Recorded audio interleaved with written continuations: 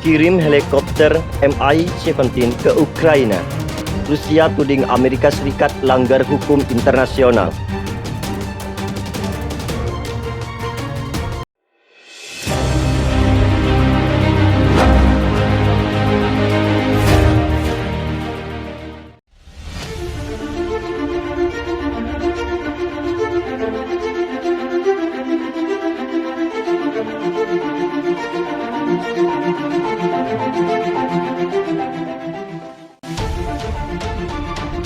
Melansir dari sindonews.com,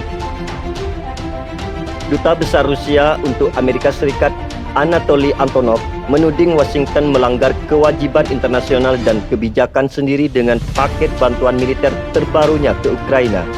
Menurut dia, Washington tidak mendapatkan izin Rusia sebelum mengalihkan 4 helikopter Mi-17 dari tujuan awal Afghanistan ke Ukraina.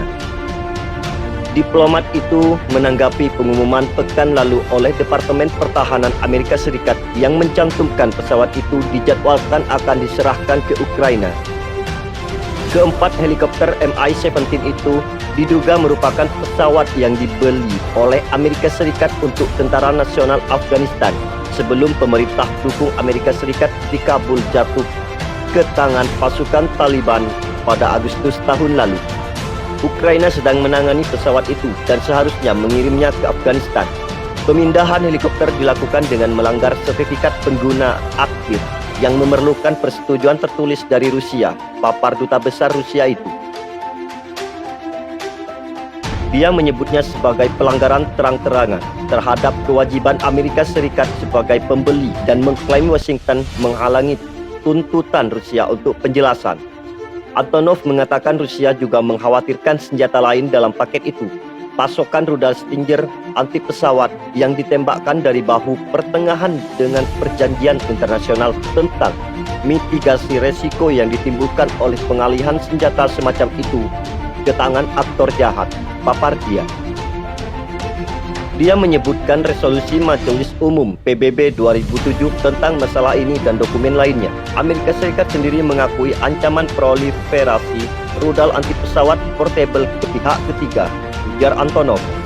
Seraya menambahkan kedua negara memiliki kesepakatan lama untuk saling menginformasikan semua penjualan sistem senjata semacam itu ke negara asing. Dalam sambutannya yang diterbitkan Kedutaan Besar Rusia di media sosial, Antonov memperingatkan pasokan beberapa peluncur roket ke Ukraina menimbulkan ancaman eskalasi krisis ke Ukraina.